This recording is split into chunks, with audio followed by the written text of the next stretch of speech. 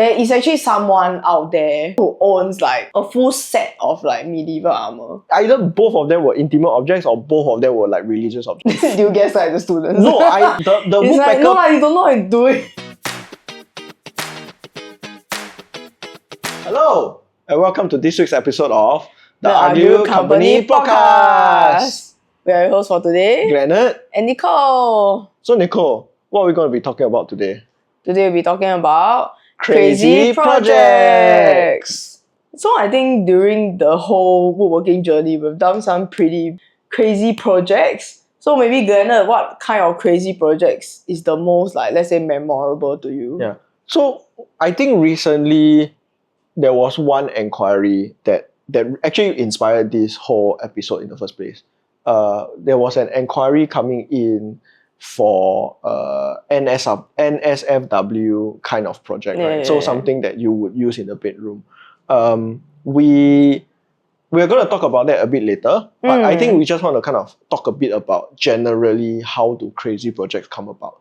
So as you know, right, so our company is primarily the project we like to do best, the project that are most interesting to us, right? They are often driven by client needs. Yeah.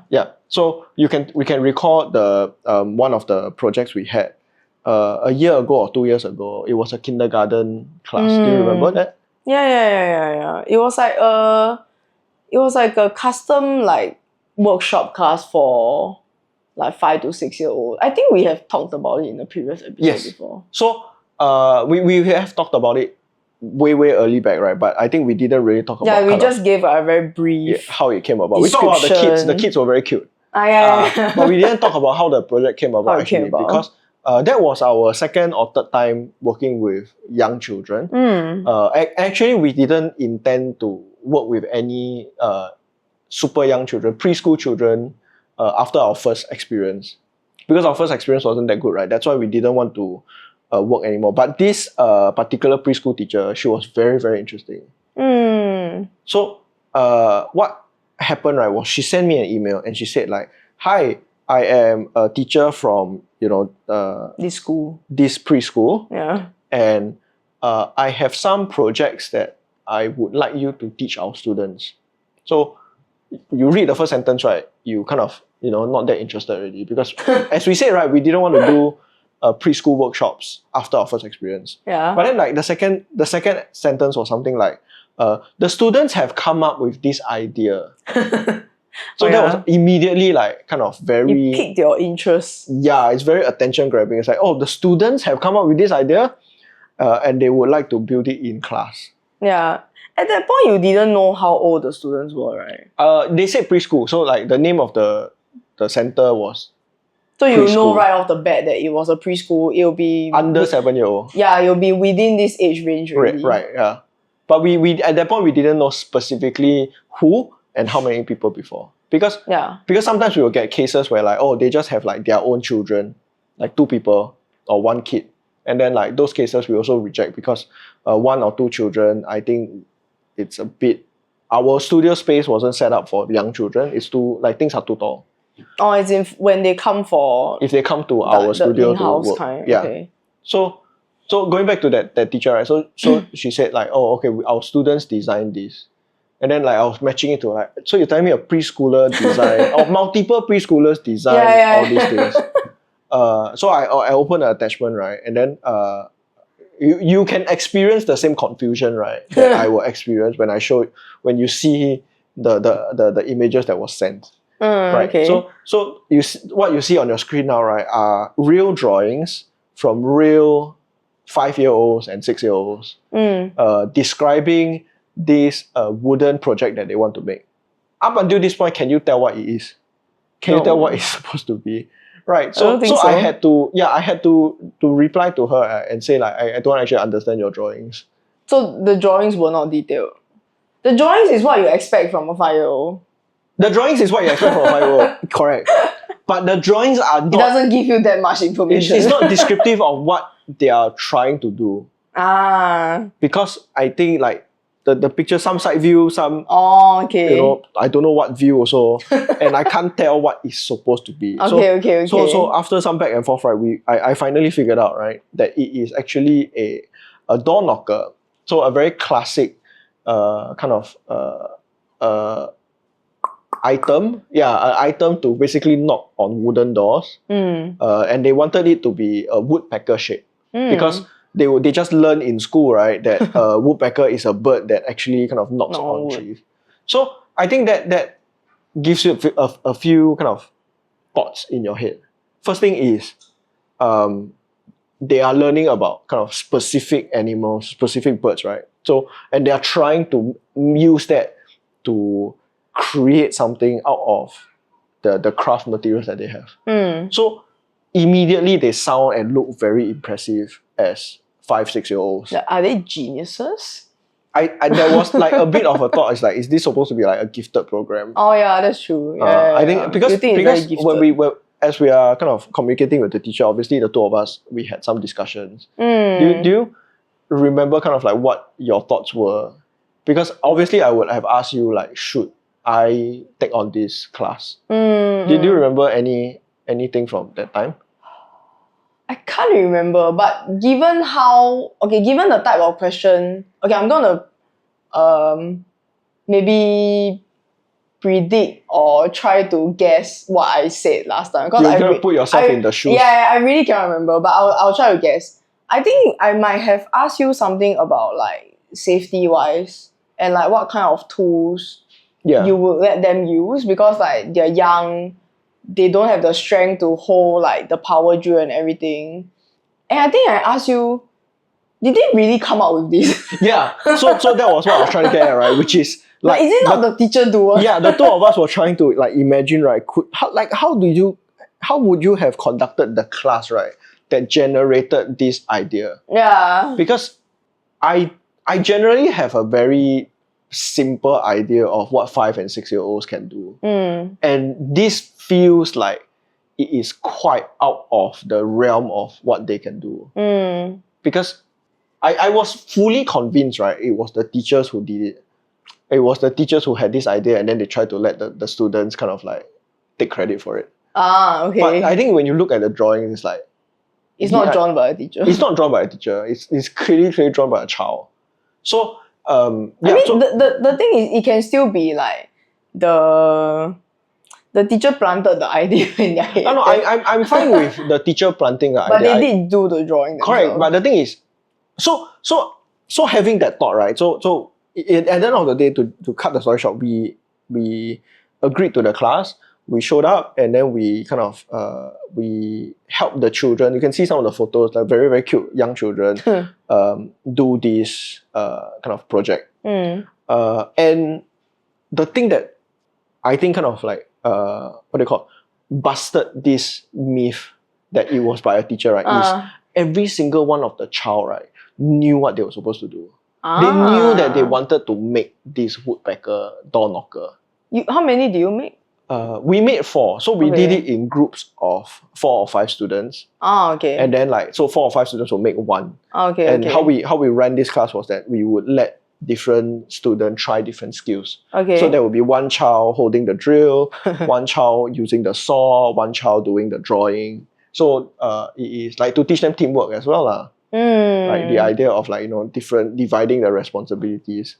But but like I remember I was teaching them, right, and like I made a mistake somewhere, or like I didn't explain certain things. And then they would correct me. They call you out. They would tell me that, is this supposed to be the part that moves? Oh, so or cute. Is this supposed to be a part that knocks the door? And then I'm like, oh shit, getting called out by a child. It's a very humbling feeling to be called out by younger students. No matter how young they are, right? Whether it's 5-year-old, 10-year-old, 15-year-old, it is a very humbling experience, right? To be called out by them. Because I'm sure some of you listening to this, right? You've had some experience where you or your friend have told your teacher that they are wrong. And then they can react 2 ways. They can either tell you that the teacher is right and the student is wrong and gaslight you, or they can admit that they are wrong and accept their mistake and eat humble pie, basically. Do you guess like the students? No, I said what they were doing because the thing is the it's like, woodpecker no, you don't know what you're doing. the woodpecker project is a very abnormal thing. We don't normally do this. Yeah. I've never made something that moves that way. Yeah. So when they said the thing, I was like, oh yeah, you're right. It should be, this way. So yeah, we basically just like kind of made changes on the spot, and then like it was a very kind of wow experience to be led by children this young. So did they form like an assembly line? So each person has their own role. So how we did it was that there would be a tool station, which is where I was, and then they would have their craft station, which is their normal school tables. Okay. So what I told the teacher, right, was, okay, so all the dangerous tools are going to be here because I am the one overseeing. Anything that they can do on their own, like drawing, measuring, all the rulers, right, so pencils, we will put that on the craft side, their own tables. And then the teachers will be helping me guide them as to like how to draw. So it was something as simple as like we need to teach them, okay, how do you draw a straight line? How do you, using a ruler, how do you write 5 cm? Simple things like that. And then they will come in groups, and then they would do, if I'm not wrong, they would do like 2 or 3 steps, and then they'll bring the whole set back. So student 1 will do step 1, student 2 will do step 2, student 3 will do step 3, and then they'll bring the whole set back and then assemble at the craft station. So nothing at the craft station was like any dangerous tools. So that was how we did it. So that was also something we like basically came up on the spot. So cute. Because I went there, right, and at first I was thinking like, okay, can I separate all the things into different locations? Okay. And then I gave one tool to one like child to demonstrate. And then like the fact that they couldn't hold it, I was like, okay, I need to hold everything. I need to control everything here in like the danger side. Oh, okay. Yeah. And then like anything else the teacher can help me, we would like send them there. Okay. So that was one of the first really crazy project that we had. Trying to translate 5-year-old, 6-year-old drawings into workable kind of things that they can build themselves. Yeah. So when we think about crazy project, that's one of them. Obviously, it's a very memorable. Yeah. Because the thing is, I think that time when the project came about, I think like, okay, my impression would be like, oh, how are you going to control all these 5-year-old kids? And then it's like, will you be able to hold their attention? Yeah. Were you able to hold their attention? Did they drift off? So I think that was also why we didn't like our first experience with the preschool, because our first experience was when we were sent to a place, right, and essentially we were treated as babysitter, like take over a class. But I think we weren't really prepared to do that. I think we were more prepared to work with the teacher to teach this skill or teach this kind of like activity. Like the teacher would still be hands-on. Right, yeah. But the way they did it was like, okay, guys, I'm going to split you all into half. Half of you will go find Mr. Glennard. Half of you will be with me to like nap or whatever. Oh. And then she would just be juggling her own group of students. So I didn't really like that because we were basically like told to... So you became, in a way, a preschool teacher suddenly? Yeah. Which is not what we signed up for. Yeah. Didn't even get paid. No, you will forever be very salty about the fact that like that class was not paid. But I think labor. For me, it's like I'm okay just an experience. Yeah, just get the experience. Does this situation sound familiar to you? Have you ever wanted to clean your house, do a new paint job, or just make a mess, and you realize you don't have a shirt to make a mess in? Now look no further, because we are selling this new t-shirt. And this new t-shirt is a shirt to make a mess in. Our shirts are available at www.uglywoodcompany.com. Act fast if you use the coupon code Podcast Shirt. PODCASTSHIRT. And you can get 10% off. Act now. Get a shirt now. Get a shirt now. Get a shirt now. Back to the video. Right. So speaking of experience, right, we've also had a very crazy experience of very NSFW, very lewd, very intimate project that we were asked to make. So maybe you can describe how the email that sounded like and how it came across when we first received it. I can't really remember the details of the email, but I remember like specifically. So the customer requested for 2 things. So one was like, so what the email said, and I just quote, spanking chair and a St. Andrew's cross. Yes. Right? So then when I first saw the email, I was like, okay, I know what's a spanking chair because it is what it is. The word spanking is very obvious. Yeah, it is what it is already. But then like the St. Andrew's cross, I thought it was like some holy thing. Right, so I thought it was like, like the basically like the a cross ornament or something like a prop. That. Yeah, like a prop. Yeah. So then we went to search what it is actually. And then it was not what it was. Did we search it like separately, or did we like come together and then like do a Google search at the same time? Because we received the email during working hours, like 4 or 5 o'clock. So we were like not at the same location at that time. I think I remember seeing the email when I came back already though. Because I remember. Yeah, but did you look for the image? No, I don't think so. Okay. I think we searched it together. So and you just held that thought in your mind until you came over. Maybe. But then it's like we just because I remember searching it on my phone and then I show you what is it. Then it's like oh, it's not a problem. It's not a problem. Religious object. Like the two items are actually like related. Yeah. Because at first I thought it was like one is like for the like intimate thing, then like another is like some because holy thing. So like there were two possibilities, right? Which is both of them were going to be intimate objects, or both of them were going to be religious objects. Because for all we know, right, like there could be some. I legit thought it was like one intimate, one religious. No, I knew there was no way it was one. I thought it would be 2 separate because things. They would ask for it separately, right? But like there was like either both of them were intimate objects or both of them were like religious objects. And there was a part of me, right, that was like hoping that it will be a religious object, a PG-13 object. Yeah, and it's just a term that I wasn't familiar with. But it was not. It turns out it was not. It is the intimate it's object. The other. So for those of I don't know whether we are going to put up the image, but for those of you who are searching the 2 keywords, right, you will find out that St. Andrew's cross is actually this kind of like object for BDSM. BDSM being kind of like a fetish or a kink, a kink prop or object used to enhance your bedroom activities, right? So it is an object meant to hold up or like restrain a person in an open like kind of X fashion, like your hands are held up in the air, your legs are tied up to the ground, and then your partner can do whatever they want. So that's what a St. Andrew's cross is. A spanking chair, it would be essentially just it's how would you even describe it? I mean, the name says it all. Does it not? It doesn't look like a chair, you know. It looks like a bench. Okay, yeah, it will be more like a like a bench used for spanking. It will be a bench where you can put a person on all fours on, and then just do whatever you want. So obviously these were things that we have, number one, never done before. Number two, have no familiarity with.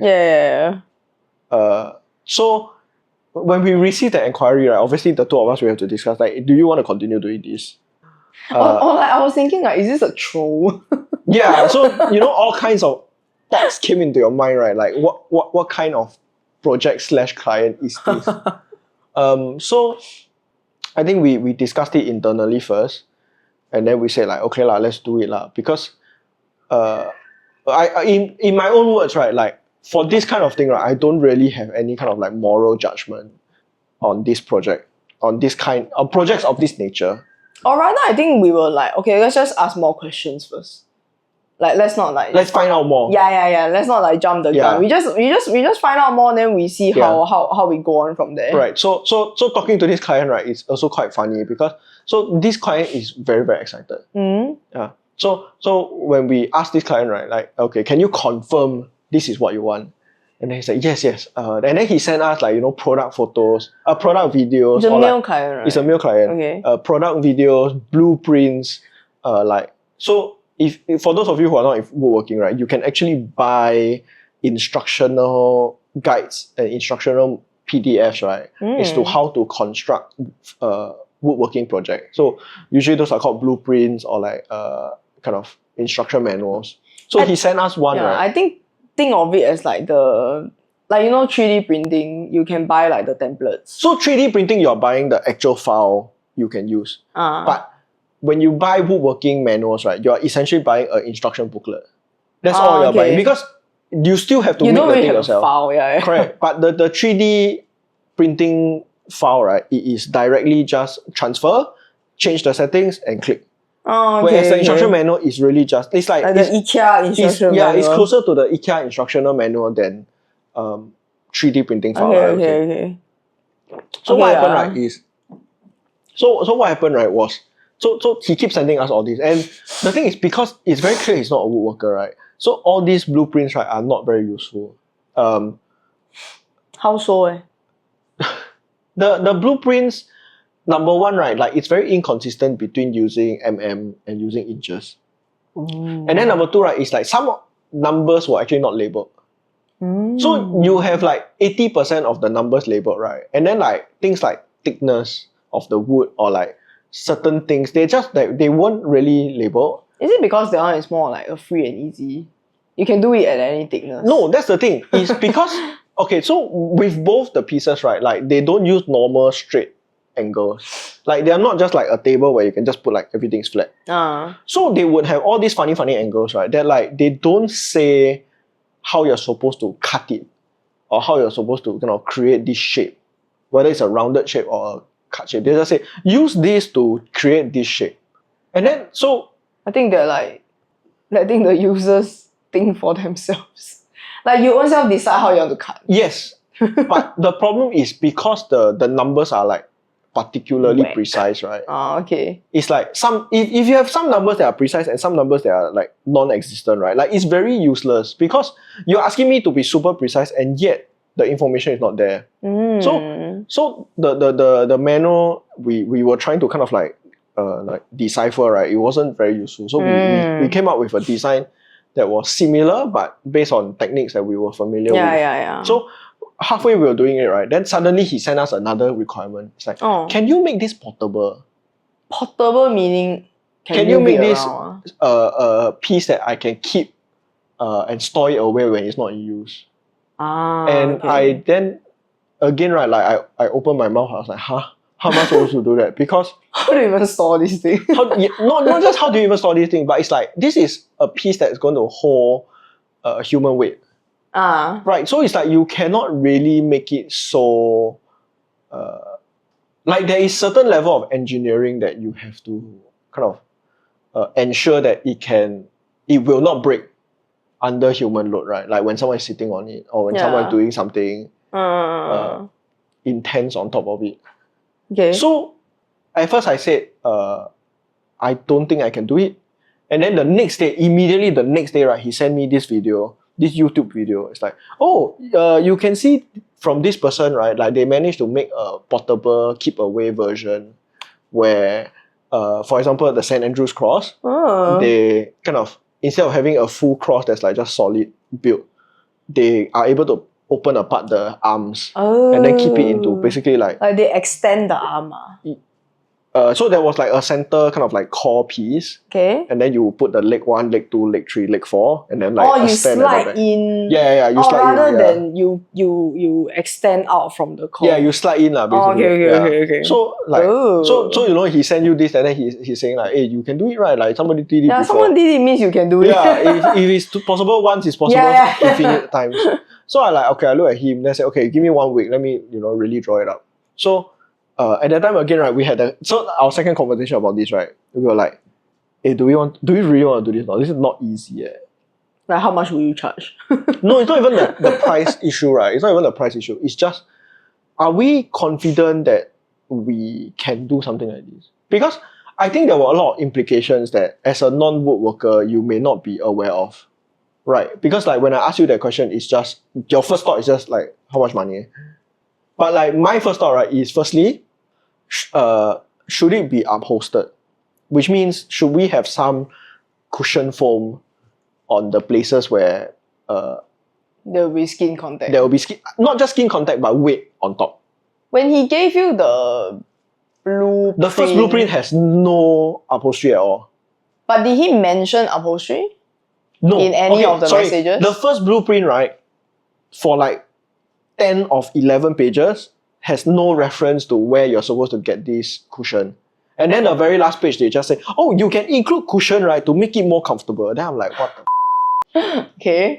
Yeah, so I didn't know whether this client wanted it or not. But for the spanking chair, right, I feel it was necessary. Because if you have ever kind of kneel down or sit down on like hardwood, like specifically hardwood, right? Damn. It can be quite it can be quite uncomfortable over time. Yeah. So like just kneeling on the floor for like it's like the equivalent of kneeling on the floor. It's quite uncomfortable. already, So we thought like it was something that was quite necessary lah. So we took a week, we went to find, and then okay. So second point, right, is again, right, if you're not into design, if you're not into furniture, if you're not into woodworking, right, you don't really think about dimensions a lot. So a very common thing that, so not specifically this customer, but a very common thing that customers ask us, right, is I would like to make a coffee table. We will say, what size? They will say, coffee table size lor. Which is like a useless kind of sentence because coffee tables don't have a fixed size. There is no A4 of coffee table. No, there isn't. No, but you can like kind of reference it in IKEA. So you like can the reference standard off size. you can reference off something existing. Yeah. But even within the IKEA catalog, right, if they have 4 coffee tables, right, the 4 coffee tables have 4 different heights. The 4 coffee tables have 4 different sizes. Like length and width. So there is no fixed coffee table size, just as there is no fixed chair dimension. One of the things that we needed to figure out, right, is how are we going to size the arm and the leg rest for the spanking chair that makes sense. Because if you make it too long, right, essentially like, I don't know how to visualize this, which we will go into my third point also, but like if you make it too long or too far apart, then they wouldn't really be resting on it. But if you make it too short, then it's like they also won't be resting on it, or like they'll be suspended. You're trying to visualize it in your mind, right? Yeah, so we had to come up with like the numbers basically from scratch. Because and unlike coffee table, dinner tables and chairs, right, where they have a lot of available reference materials, BDSM furniture does not have recommended numbers. Did you try searching? I tried searching. They do not have any recommended numbers. I think because it depends on the human size also, right? Yeah. Like your height, your weight maybe not so much, but mostly your height. So normal furniture, right, they would say like, oh, a chair, right, should be between, let's say 18 to 24 inches, because most of these tend to be US websites. So 18 to 24 inches. A table should be, between 60 to 70 inches tall. Things like that lah. I may not have the numbers correct because I don't use inches. But then I remember when you actually got the dimensions and then you use your measuring tape and then you do the size, right? I remember you put it on the floor and it's like, it's so short. Yeah. That was one of the, so I don't want to be tall. Correct. Like, so it's either too short or too tall. It's yeah. like, So we are trying to figure out like kind of like how to do it, right? That was one of the problems. Again, right, like the manual wasn't very helpful because when they give you the full numbers, right, it's like, how can it be only like 30 cm tall? It's like, don't make sense. So things like that. So it's like a lot of random things that we needed to figure out how to make sense of. And then actually, can I just ask? Yeah. How come you said that the manual had like, okay, let's say 80% of the numbers, right? Yeah. Why can't you use your expertise, I would say, to fill in the rest of the 20%? Or you tweak the 80%? I could. So that's what I meant by like, because I assume this manual was not a free manual. I assume you have to pay like a token sum like $1, $2, $5, $10. Okay. So when you are buying a PDF, right? You're buying an instructional sheet, right? You imagine that this instructional sheet give you complete information. Because if it's free information, right, I expect that there is some discrepancy. I expect that there's some like, quality control issues in terms of how good this information is. Okay. But if you paid for it, right, I don't expect there to be this kind of problems. Actually, the thing is, what if like the numbers were not there because it needs to be customizable to whoever is using it. So in a way, it's like the fill in your own blanks. I consider that possibility also. Yeah, like based on who the person is. I consider that possibility also. The thing is, if it was written that way, there would be some language in the instruction sheet to say like, oh, this should be adjusted to size. But there isn't anything like that. Okay. Yeah. So again, right, we talk about why the manual is useless because we have to work out all these things ourselves. That was the point of paying, right? Right. And then then it goes to point number 3, right, which is once we have done it, right, like let's say we finish it and we sell to the customer, we can't really take photographs of it. Is this a product that we can advertise in our own? Can we put it on Instagram? Yeah, can we put it on our own social media and our own like marketing channels? That's like, hey, we made this spanking chair. The language needs to change. NSFW furniture, Yeah. So like I didn't know how to do it. It's like our best case scenario, right, was always that when we take any picture of furniture, You just put a toy on it's a picture of the furniture in use. So if we take a picture of a chair, right, we want to show somebody sitting on it. Yeah. If we take a picture of a table, we want to show somebody using the table for its intended purpose. How are we going to use it for its intended purpose and take photos and not be like, violating some decency law? I just thought about it. You use paint, right? You just draw a person on it. And like, you take a picture of the chair, right? And then after that, like, you just use paint and then you draw a stick man. Yeah. So those are the 3 concerns lah. And then going back to the client, right? Okay, so I want to wrap up this story, but going back to the client, right? So throughout the week that we were designing this piece, right, he would come in randomly when we were not talking to him. He just come in and say, oh, by the way, how's the progress? Then I said, okay, we're still trying to do it, so please give us some time. And then you say, oh, can you also quote me for like 20 people? I was like, what do you mean 20 people? Yeah, if 20 people wanted to order this, how would you quote me? I said, Damn. Number 1, damn. But also number 2, it's like, what, like 20 individual pieces? It's like, yeah. I think I might be able to get some of my community to, buy a bunch from our class or do some classes with us. I was like, oh, okay. I think it's a very classic bargaining thing, right? Of like, hey, you sell me this, then I sell to my friend, then my friend come do business with you, then you earn the most money. Yeah, that's how you bargain in Thailand. It's the most classic kind of like bargaining tactic. Yeah, it's like, hey, I got like 20 people buying. I think the thing is, it's not so much that I'm shocked that he's trying this. I'm shocked that he has 20 friends who want to, enjoy intimate activities. It's a Facebook group, ma. I don't know. Maybe it's a Facebook community. You also Yeah, don't know. so I remember, I think I asked you this question. It's like, if we really do sell these 20, right? Like, do you want to kind of ask them, can we take in-action photos? Right? Photos of our furniture in action. Because we also want to know whether we are doing a good job or not. Like, this is a purely professional curiosity, right? Of like, are we doing well? And then we also say, right, like, if we really end up making 20, right? Like, and the business is really there, right? Like, do we want to set up another company? Like, we spin off into another website or another company. It's like sexy wood company. Or like hardwood company. Yeah, so all these thoughts were going on in our head, right? And then, okay, so finally we finish all the dimensions. We send the picture to the client already, right? Then you know what happened? What? So like, the next day, he said, okay, thanks, I'll take a look. The next day he said, oh, I think I'm no longer interested in this already. Did he say was why? Like, actually, did he say why? That's a good... I think he didn't say why, but the vibe I got for our conversation throughout that week, right, was I think he overestimated the interest that people had. Because we gave him the cost quite early. So we told him like this would likely cost this much. $900, I think, or more. For both? No, for one. Okay. And one of the reasons why it was very hard to quote for, right, is because there are also a lot of accessories you have to think about. Like the upholstery, everything. So upholstery is one accessory, right? But there are also kind of like a lot of like knots, loops and chains and like things like that, right? That when we do our research online, it's part of it, like it's attached to it.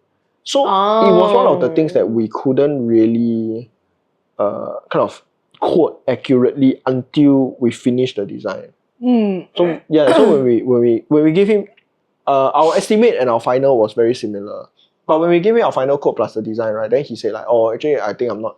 I think I'll hold it off for another day. Then I'm like, you don't have the money. I feel like I didn't have a good use of my week doing this project.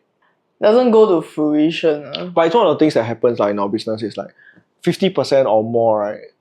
That they inquire and then they end up not doing it. You. Because like of that 50%, right, like maybe 80% is because of price. You give them an estimate, right? It's like, oh, it costs $1,000, and then they say, oh, it's not within my budget. I think that's fair. I think we are very frank with each other, and then we just say, okay, it's not gonna work. He never gave a budget at the start. No. I think I asked him that question explicitly, like, do you have an estimated budget? Yeah. He said, no, I don't know how these things normally cost. So if you ever receive that question, right, we are not asking you how much you think these things cost. We are asking you how much you think you are willing to spend. Yeah. Because you tell us that number and then we'll tell you it can be done within $900 or it cannot be done within $300. I can just tell you upfront. Yeah, and then don't waste your time. Correct. Also. So like for us, projects like this, right, that like all the way to the design stage, right, and then like nothing happens, that is much rarer. That happens like maybe 10% of the time. It's still wasted 10% of the time, right? But at least it's not as frequent as it used to be. Yeah. So that is our second most crazy project. Unfortunately, we didn't get to make it. Maybe we'll make it one day for ourselves. Cut that out. I think we cannot do that. Yeah, but do you want to talk about our third kind of like really memorable project? So we'll just wrap up with one last project that I thought it was like quite interesting because it's not something that like it's not a hobby that normally you'll be seen like normally enjoyed by people. So basically the last one is actually like an armor stand. So like the name just says it all. It's a stand that holds like medieval armor actually. So I think the interesting things that came about for this project is just that there is actually someone out there in Singapore who owns like a full set of like medieval armor. Yeah. And I think that's like the craziest He's thing not the ever. only person. He will show me like some of his friends. His friends. Yeah. So this guy was very interesting, right? Lapping. So he sent me a request, right, to say, oh, I would like to make an armor stand. And there was no images attached, right? So initially we were talking like, what kind of armor are you talking about? Is it like a mannequin kind of thing? So I was going to reply no lah, because mannequin is a very specific kind of product. But I said, oh no, I dress up using medieval knight armor, and I would like a stand to display it because currently it's in my luggage. So I'm like, okay, I cannot make it to the same craftsmanship as kind of like the really old school traditional style. Oh, okay. So he said, okay, actually I just want it to be functional. Yeah, right. I was like, oh, perfect. Because if it's just functional, I can do it. Okay. So we put aside. So I asked him the budget and he said, okay, my budget is about this much. I said, okay, perfect, I can work with this. We bought very strong, very thick wood. And basically what I told him, right, is you bring all your furniture, you bring all your armor here, and then we are basically going to do a fitting on the spot. Ah, okay. Right. So he brought like these two luggages worth. So it's like what, 40 kg or something like that. Both or each? Together. Okay. So like when you actually carry it, it sounds like over a small hump, right? Like the lift, the elevator kind of hump, right? It's like substantial. It's more than what I travel overseas with. So he took it out and then we just measured all the different pieces, how long things would be. And then we went to the studio, we did it, and then we basically tried to fit it on the spot. Oh, it was he made it himself also, right? It was like a custom workshop. It's not something that you help him to make. No. Yeah, it was a custom workshop where we told him that it was himself. something that he needed to be here because he was the only one who knew how to handle it. Yeah. When we took it out, we took a helmet, right? We also don't know what attached to what. So he needed to be here himself. Yeah. So that was also quite a crazy project because just looking at the armor, right? Like you imagine that an armor is just arms, legs, glove, the chest torso, piece, chest. and the But head. there were a lot of interconnecting pieces that we didn't know how to connect. Yeah. So he needed to show us how, right? And then sometimes because of how the connection works, we would have to make adjustments to our design on the spot. I remember witnessing that. Yeah, so you were helping us take some photos and videos of it. Yeah. So you would see how that was done. And then we told him this was not going to be a very kind of pretty process because it's something that has to be very customized to what you're doing, and we cannot pre-make any of the pieces. And he was very game for it. So I really enjoy working with people like that, right? Because they knew kind of what they're looking for, and they could express that, I'm actually just looking for X, I'm just looking for Y. I care about aesthetics, I care about quality, I care about durability. And this guy was a durability guy. So it's okay, let me recommend you something that will work. Actually, the stand it looks very simple. It's a very simple stand. It's the closest thing I can describe it, right, was if you play a game, right, you see the training dummy. It's how people used to fight kung fu with the it's just a training dummy. It does look like that. It does look like that. But then you put the armor on it, then it's something he can display at home. So I really like working with that guy. And as we were working, right, he also told us a bit about his background, how this thing came about. Because I would ask him, I remember the question I asked him was Singapore so hot, how you wear metal and go out? Yeah. I was usually we will bring this to Australia, and then we have events in Australia to kind of I call it cosplay, I forget what's the role play, what he's doing. So it was clearly something he enjoyed a lot. He was very passionate about. So it was very, very fun kind of working with people like that, to see such creative sides of Singapore you don't normally see. Yeah. I think I was quite very impressed. Yeah. The armor was very heavy also. It was very quick. In total 40 kg. Can you imagine you're just carrying 40 kg on your body? Imagine you just move your hand, right? That alone is 10 5 kg. That alone is 5 to 10 kg already. Like a sack of rice. Yeah, and you're not even holding any weapons yet. It's just on this piece. Yeah, so make you very buff. He wasn't a very buff person. Yeah, he wasn't. He was quite he's tall, lean. quite lanky, quite lean. But clearly he has some level of strength and durability, endurance to hold all this. Right. Yeah, so those are the 3 crazy projects we have over our last 3 years. Yeah, I hope you took something away from that. If you were to rank them, how you rank? I think the craziest is the chair, the BDSM furniture. Even though we didn't get to make it, right, but just the process of working through, it exercises a different part of your brain. Yeah. So that was something that was, I think, open your eyes to something. The most memorable. Yeah. It's going to be my icebreaker in the future, right? If ever people ask me. Oh, yeah. What's the craziest thing you ever done? Yeah. How about you? What do you think is the most wow? I think in terms of experience-wise, I would say it would be the kindergarten one. The kindergarten one? Yeah, because in a way it's even though I wasn't there, but I think for you to describe, I think it was an eye-opening experience for you.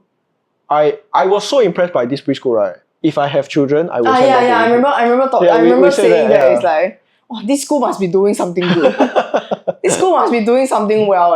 This is our future generation. Yeah, and they are very disciplined. So they listen to their teacher, but they are also not afraid. There are one or two shy students, but generally, right, they were very engaged with whether what I was saying or what the teacher was saying. And I think that is something that it's a very important quality. Especially compared to my first class, right? My first preschool experience. Everybody was running everywhere. So I really had a good time with that. The woodpeckers class. I look forward to what the children achieve in the future. Okay. I think with that, we can wrap up today's episode. So before we go, we would like to give our lovely listeners some unsolicited advice. And this week, Nicole will be giving our advice. So take it away. So my advice for this week would be, if you were to make any custom projects or whatever, or like you want to make anything or you want to buy anything, please give the person your budget. I think it helps them a lot and you don't waste each other's time. It's important not to waste people's time. Yes, time is precious. Bye. Bye. Thank you for listening to the Ugly Wood Company podcast. If you're interested in booking our services, please go to our website at www.uglywoodcompany.com and use the coupon code UWCpodcast for 10% off. That's UWCPODCAST. Links in the description.